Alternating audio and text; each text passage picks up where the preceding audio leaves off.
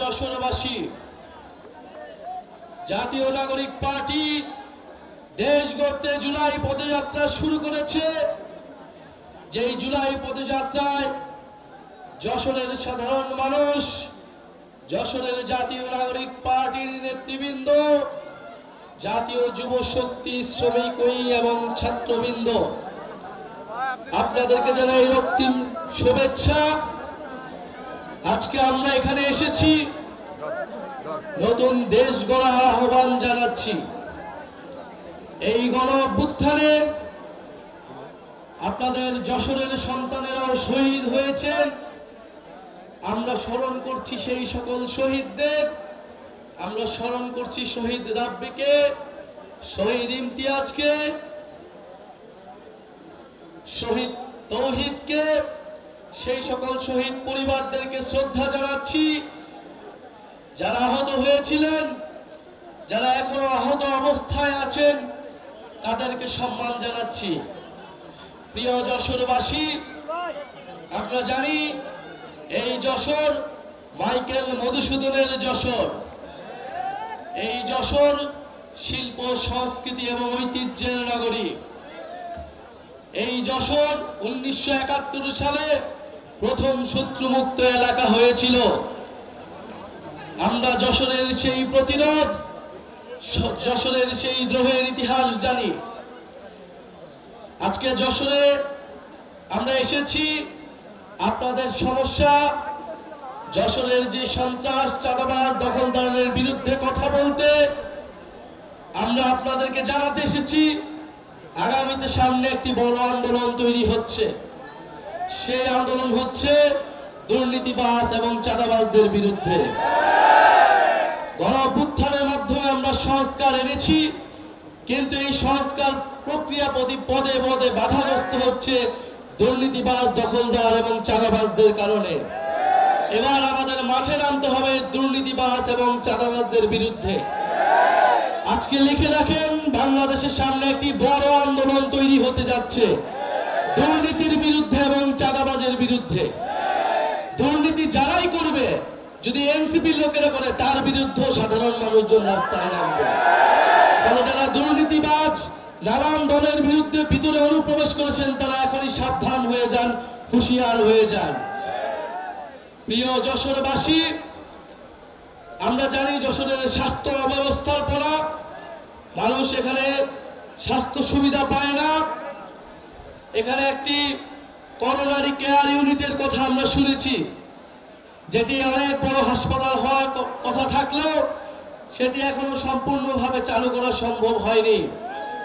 সেখানে আইসিইউ চালু করা সম্ভব হয়নি। মানুষকে এখনো খুলনায় যেতে হয়, আরো দূর দূরান্তে যেতে হয়। আমরা চাই যশোরের মানুষ যশোরেই সেবা পাবে। আমরা চাই যশোরের মানুষ যশোরেই শিক্ষা পাবে। আমরা ভবতহবিলের জলাবদ্ধতার কথা জানি। আমরা এই যশোর এলাকার জেলার যে জলাবদ্ধতার সমস্যা রয়েছে দীর্ঘদিন ধরে, মানুষের ভোগান্তি হচ্ছে, সেই সমস্যার কথা জানি। গণ অভ্যুত্থানের পরে যে অন্তর্বর্তী সরকার এসেছে, যেই নতুন সময় এসেছে, যেই নতুন রাজনীতি এসেছে, আমরা চাই এই সময়ে এসে এই যশোরবাসীর দীর্ঘদিনের সমস্যা, দীর্ঘদিনের ভোগান্তি দূর হবে এবং এই দূর করার দায়িত্ব নিতে হবে জাতীয় নাগরিক পার্টির নেতৃবৃন্দকে। আমরা বেনাপোলের দুর্নীতির কথা জানি, মাদক পাচারের কথা জানি সীমান্ত দিয়ে। এই সকল সমস্যার বিরুদ্ধে গণ অভ্যুত্থানের ছাত্র, তরুণ নাগরিকদেরকে দাঁড়াতে হবে। যে কোনো ভাবে গণ অভ্যুত্থানে আপনারা দেশের স্বাধীনতা, সার্বভৌমত্বের পক্ষে দাঁড়িয়েছিলেন, ঠিক একইভাবে আমাদেরকে আবারও যশোর সহ পুরা বাংলাদেশের সাধারণ মানুষের সমস্যার কথা বলতে হবে। আপনারা ভয় পাবেন না কোনো চাঁদাবাজকে, ভয় পাবেন না কোনো দুর্নীতিবাজকে, ভয় পাবেন না কোনো দখলদারকে। একটি রাজনৈতিক দল তাদের লক্ষ লক্ষ কোটি কোটি মানুষের কথা আমাদের বলে, এই কোটি কোটি মানুষের দল নাকি তাদের। এই কোটি কোটি মানুষ, লক্ষ লক্ষ মানুষ আমাদেরকে দেখায়েন না। আমরা ফ্যাসিবাদের আমলে দেখেছি কার কত মানুষ ছিল এবং সেই মানুষেরা কত কত আন্দোলন গড়ে দিয়েছিল। ঢাকা বিশ্ববিদ্যালয়ে আমরা 10 জন মানুষ নিয়ে দাঁড়িয়েছিলাম। বিশ্ববিদ্যালয়গুলোতে এই গণঅভ্যুত্থানে আপনারা মনে মনে 10 জন, 20 জন, 100 জন মানুষ নিয়ে আন্দোলন শুরু করা হয়েছিল।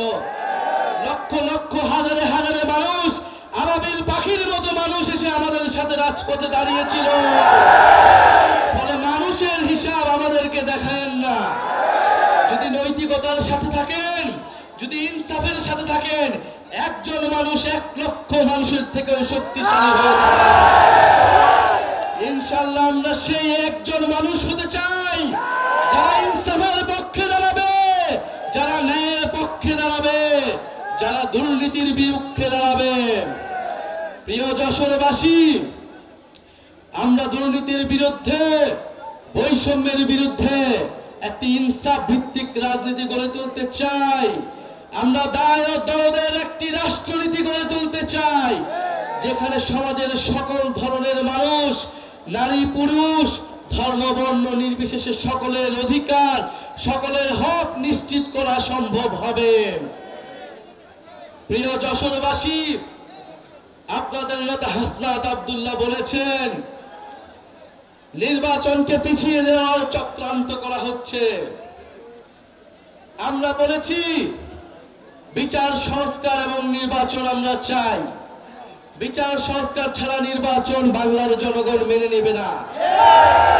যারা বিচার সংস্কার ছাড়া নির্বাচনের পরিকল্পনা করে তারাই নির্বাচনকে পিছিয়ে দেওয়ার ষড়যন্ত্রে লিপ্ত। ফলে নির্বাচন ভোটাধিকারের পক্ষে সত্যিকার অর্থে লড়াই করে যাচ্ছে গণঅভ্যুত্থানের নেতৃত্ব, জাতীয় নাগরিক পার্টির নেতৃত্ব।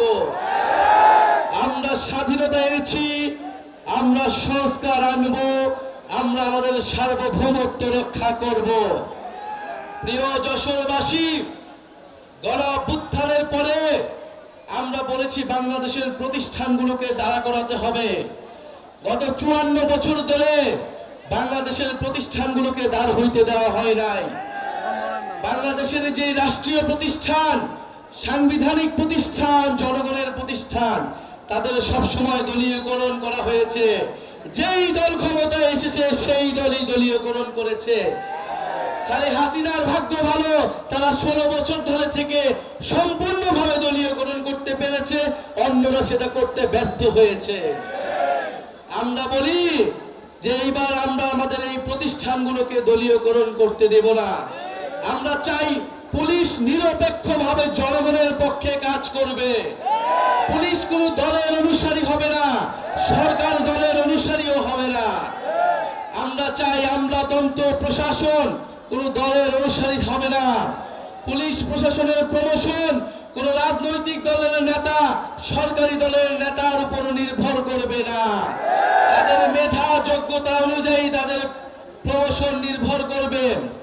আমরা চাই বাংলাদেশের সেনাবাহিনী বাংলাদেশের সার্বভৌমত্বের পক্ষে কথা বলবে, বাংলাদেশের প্রতিরক্ষা ব্যবস্থাকে শক্তিশালী করবে, বাংলাদেশে গণপ্রতিরক্ষা তৈরি করবে।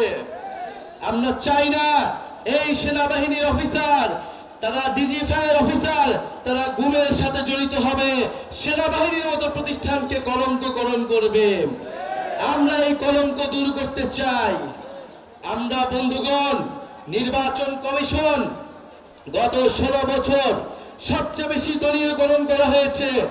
সবচেয়ে বেশি ভেঙে পড়া প্রতিষ্ঠান হচ্ছে এই নির্বাচন কমিশন, যারা তিনটা ভোটকে নস্যাৎ করেছে, জনগণের ভোটাধিকারকে যারা নস্যাৎ করেছে।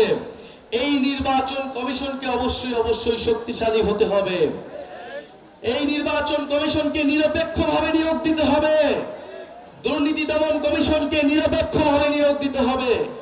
কিন্তু আমরা দেখতেছি এই নির্বাচন কমিশন, এই দুদক, এই পিএসসি যেরকম ভাবে আগে নিয়োগ প্রাপ্ত হবে, এখনো নাকি সেইভাবেই নিয়োগ প্রাপ্ত হবে। আমরা সেই আইন সংস্কার চেয়েছিলাম, সেই সংস্কারই আমরা চেয়েছিলাম যেখানে আমাদের সাংবিধানিক প্রতিষ্ঠানগুলো নিরপেক্ষভাবে জনগণের পক্ষে কথা বলতে পারবে, যদি গণ অভ্যুত্থানের পরেও আমাদের পুলিশ প্রশাসন, সেনাবাহিনী, আমাদের নির্বাচন কমিশন যদি ঠিক না হয়, জনগণের পক্ষে না হয়, তাহলে এই দেশের ভবিষ্যৎ সম্পূর্ণভাবেই অন্ধকার। কিন্তু এই গণ অভ্যুত্থানের নেতৃবৃন্দ, জাতীয় নাগরিক পার্টির নেতৃবৃন্দ সেই অন্ধকার আসতে দেবে না, দেবে না, দেবে না। গণ অভ্যুত্থানের মধ্য দিয়ে যেই প্রতিশ্রুতি আমরা এই দেশের মানুষকে দিয়েছিলাম, ফ্যাসিবাদী ব্যবস্থার বিলোপ এবং নতুন রাজনৈতিক বন্দোবস্ত প্রতিষ্ঠা, ইনশাআল্লাহ আমরা সেই বন্দোবস্ত প্রতিষ্ঠা করব। আমরা সেই ইনসাফ ভিত্তিক অর্থনীতি প্রতিষ্ঠা করব, সেই কল্যাণ ভিত্তিক অর্থনীতি প্রতিষ্ঠা করব। আমরা সেই বাংলাদেশের জনগণের পক্ষে বাংলাদেশপন্থী রাজনীতি ও পররাষ্ট্রনীতি প্রতিষ্ঠা করব। প্রিয় যশোরবাসী, আপনারা যে এসেছেন, জাতীয় নাগরিক পার্টি, জাতীয় যুব শক্তি এবং শ্রমিক উইং এবং যশোরের সাধারণ ছাত্রবৃন্দ এবং আমাদের গণ অভ্যুত্থানের প্ল্যাটফর্ম বৈষম্য বিরোধী ছাত্র আন্দোলন, আপনাদের সবাইকে জানাচ্ছি ধন্যবাদ। আমাদের এখানে যশোরে যারা রয়েছেন, আমাদের 158 জন সমন্বয়কের মধ্যে 2 জন আপনাদের এই যশোর এলাকার সন্তান। আমাদের রয়েছে সাকিব শাহরিয়ার ভাই, আমাদের রয়েছে খালেদ সাইফুল্লাহ জুয়েল ভাই, আমাদের রয়েছে ইয়াহিয়া জিসান ভাই। ইনশাআল্লাহ তারা যশোরবাসীর মানুষের পক্ষে থাকবে, মানুষের অধিকারের পক্ষে থাকবে, ইনসাফের পক্ষে থাকবে এবং এই যশোরকে যে হারানো ঐতিহ্য, যে হারানো সংস্কৃতি, সেই সংস্কৃতি ফিরিয়ে আনবে। যশোরবাসীর যে প্রকৃতি উন্নয়ন, সেই উন্নয়ন নিশ্চিতে কাজ